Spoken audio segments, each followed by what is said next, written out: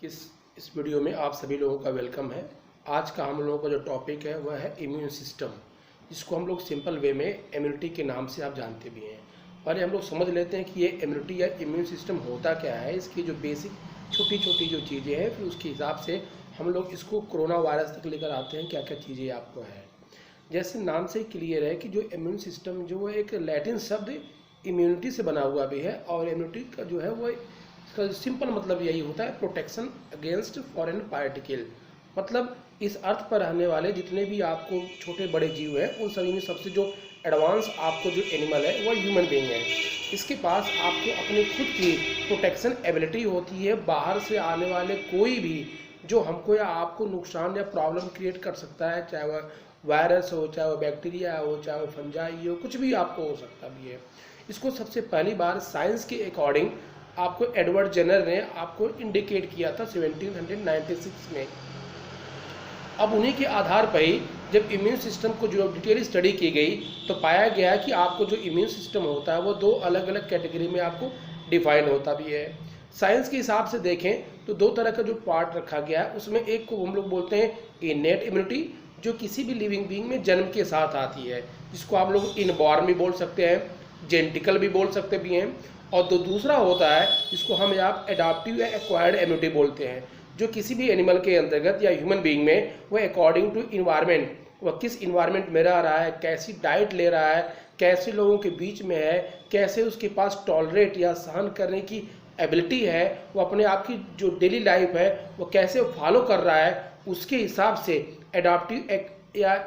जो आपको बोलते हैं एक्वायर्ड इम्यूनिटी वो आपको फॉलो होता है। जो वैक्सीन हमने लास्ट वीडियो में बात की थी, वैक्सीन हो या चाहे भी कोई भी केमिकल हम लेते हैं या खाते पीते हैं जिससे हमारी बॉडी के अंतर्गत आपको बाहर से आने वाले जो भी आपको फॉरेन पार्टिकल हैं, चाहे ड्रग्स को ही ले लीजिए, ये सभी आपको एडाप्टिव या एक्वायर्ड इम्यूनिटी के एग्जाम्पल में ही मिलेंगे।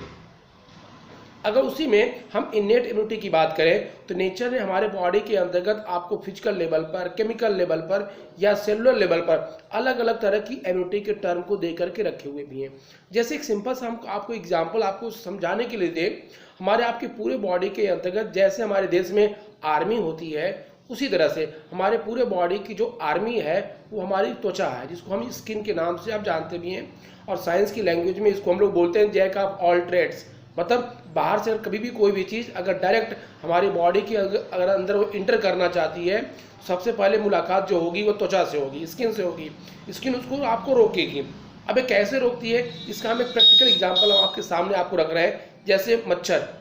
आप सभी लोगों ने फेस किया होगा, जैसे मॉस्किटो हमको आपको बाइट करता भी है।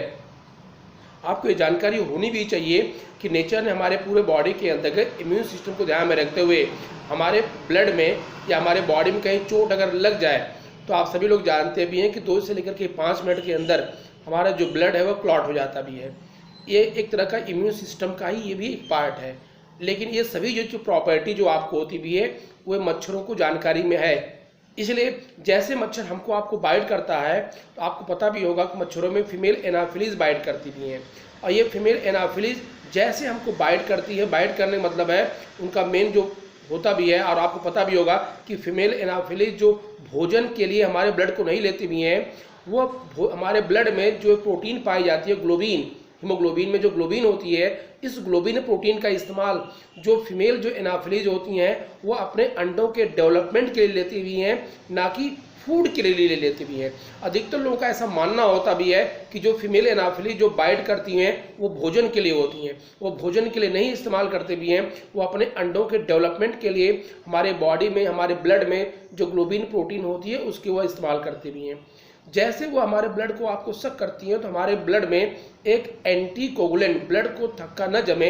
एक केमिकल डालती हैं जिनका नाम एनाफ्लिन है, और ये जैसे हमारे ब्लड में आता है तो हमारी जो बॉडी है इम्यून सिस्टम के आधार पर रिएक्ट करती है। जब रिएक्ट करती है तो उस रिस्पॉन्स के आधार पर एलर्जी या खुजली होती है। अब खुजली होने से हमको आभास हो जाता भी है कि कोई भी चीज़ हमारे बॉडी के अंदर वो इंटर की है। ये भी एक इम्यून सिस्टम का ही पार्ट है। हमारी बॉडी में केमिकल लेवल पर देखा भी जाए बहुत, जैसे टीयर्स को ले लीजिए,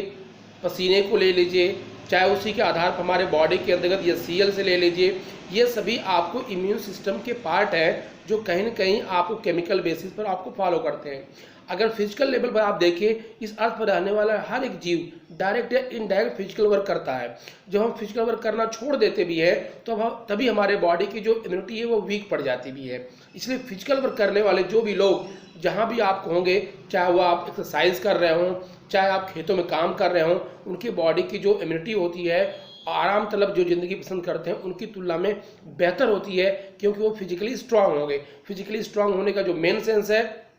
उनकी जो स्किन होगी वो हार्ड होगी, जिससे बाहर से होने वाले जितने भी फॉरेन पार्टिकल होंगे उनके लिए प्रोटेक्शन आसानी से कर सकते भी हैं। उसी के आधार पर अगर हम सेलुलर लेवल की बात करें तो नेचर हमारे बॉडी में जितने भी आपको ऑर्गन है उनके पास स्पेशलाइज्ड टाइप ऑफ सेल दे करके रखी हुई है। जैसे हम एक सिंपल से एग्जांपल दें, जैसे हम लीवर की बात करें तो लीवर के पास कुप्फर सेल पाई जाती भी है। किडनी की बात करें मेसेंजियल सेल्स होती है। न्यूरॉन सेल्स की बात करें तो न्यूरोग्लियल सेल्स पाए जाते भी हैं। मास सेल्स लंग्स के पास है। ये कुछ हमने ऐसा एग्जाम्पल दिया हुआ भी है जो कहीं न कहीं ये इम्यून सेल्स है जो हमारे बॉडी की जो ऑर्गन है इनका प्रोटेक्शन आपको करते भी हैं। और साथ में जैसे इम्यून सिस्टम का नाम आता है हमारे दिमाग में ब्लड आता है, और ब्लड में भी लिम्फोसाइट का नाम आता है। और ये जो लिम्फोसाइट है वो एडॉप्टिव है, एक्वायर्ड इम्यूनिटी के अंदर आपको होता भी है। और आज के डेट में अगर देखा जाए डायरेक्ट या इनडायरेक्ट, हम सभी लोग मेडिसिन एरा में हैं, ड्रग्स एरा में है, केमिकल एरा में है। हम लोग डायरेक्ट या इनडायरेक्ट दुनिया भर की केमिकल खाते रहते भी हैं, जिसकी वजह से हमारे बॉडी की जो इम्यूनिटी होती है वो कहीं न कहीं किसी न किसी तरीके से वीक होती है, क्योंकि हमारे बॉडी के अंतर्गत कोई भी फॉरेन पार्टिकल बाहर से चाहे वह केमिकल क्यों न हो उसके लिए एक्सेप्ट नहीं होता है। इसलिए हमारे बॉडी में आप देखते हैं अलग अलग तरह के रिस्पॉन्स हुए, चाहे वह ब्लैक स्पॉट का मच्छरों के द्वारा काटने का हुआ, चाहे खुजली का पाया जाना हुआ, यहाँ तक कि आपको जानकारी होगी हमारी बॉडी जब रिएक्ट करती भी है,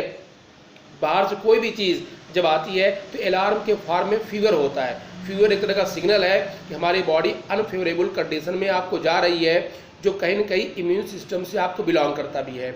अगर हम एडॉप्टिव या एक्वायर्ड इम्यूनिटी नाम से क्लियर है, जैसा हमारा इन्वायरमेंट होगा, जैसा हमारी डाइट होगी, जिस तरह की चीज़ों को सुनेंगे, पढ़ेंगे, रहेंगे, उसके हिसाब से हमारे बॉडी के अंतर्गत इम्यूनिटी बैलेंस होती भी है, जिसको हमारे बॉडी के अंतर्गत कहीं न कहीं WBC से लेते हैं। WBC में एक पार्ट मिलेगा आपको लिम्फोसाइट। उसी लिम्फोसाइट के आधार पर माना गया है कि हमारे बॉडी में जो टी लिम्फोसाइट, मतलब सीधे सीधे लिम्फोसाइट के केस में भी माना जाता भी है कि थाइमस एंडोक्राइन ग्लैंड का एक पार्ट है, जब उसका मैचुरेशन होता भी है तो उसकी वजह से हमारे बॉडी की जो इम्यूनिटी है वह एडॉप्टिव या एक्वायर्ड इम्यूनिटी के आधार पर बैलेंस है। हालांकि हम यहाँ पर उतनी ही साइंस का इस्तेमाल करेंगे जितना कि और सभी लोगों को समझ में आ जाए। साइंटिफिक बहुत सी चीज़ें भी हैं जो लोगों को प्रॉब्लम आपको क्रिएट कर सकते भी हैं। जैसे कोई भी चीज़ जब हमारी बॉडी के अंदर इंटर करती भी है, नुकसान पहुंचाना, उसे हम यहाँ एंटीजन बोल सकते हैं। अब उसी एंटीजन के अगेंस्ट जो भी चीज़ दी जाती है जिससे कि हमारी बॉडी का प्रोटेक्शन हो सके, सुरक्षा हो सके, चाहे वो ड्रग्स ही क्यों न हो, चाहे वो वैक्सीन ही क्यों न हो, चाहे हमारी बॉडी खुद क्यों न बनाए, उसको हम यहाँ एंटीबॉडीज़ के नाम से आप जानते भी हैं।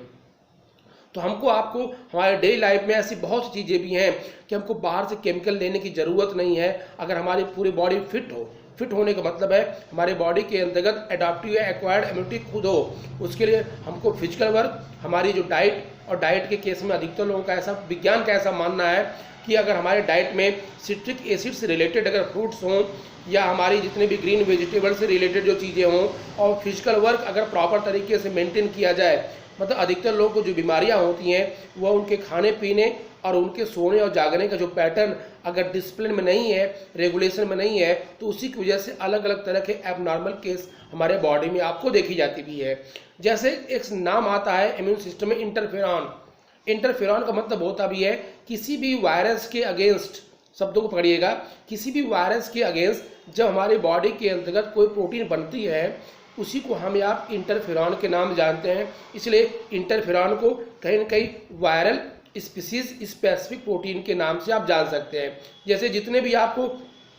कोरोना संबंधित जो वैक्सीन है ये सभी आपको इंटरफेरॉन का ही एग्जाम्पल है, या पोलियो वैक्सीन भी आप देखेंगे इंटरफेरॉन का ही है, क्योंकि वैक्सीन का मतलब हो जाता भी है कि अभी आपको रोग नहीं हुआ है लेकिन उस रोग के पहले आपके शरीर के अंतर्गत आपको एंटीबॉडी बन करके तैयार हो जाए। तो इम्यून सिस्टम बहुत लंबा टॉपिक है, हालांकि आपको सिर्फ हमने एक बेसिक जानकारियाँ दिया हुआ भी है कि इनेट इम्यूनिटी या एडाप्टिव या एक्वायर्ड इम्यूनिटी क्या होता है। नेक्स्ट वीडियो में इसकी जो और अलग अलग है, इनेट इम्यूनिटी में अलग अलग सेल या एडाप्टिव या एक्वायर्ड इम्यूनिटी के अलग अलग टाइप को हम लोग डिस्कस करेंगे।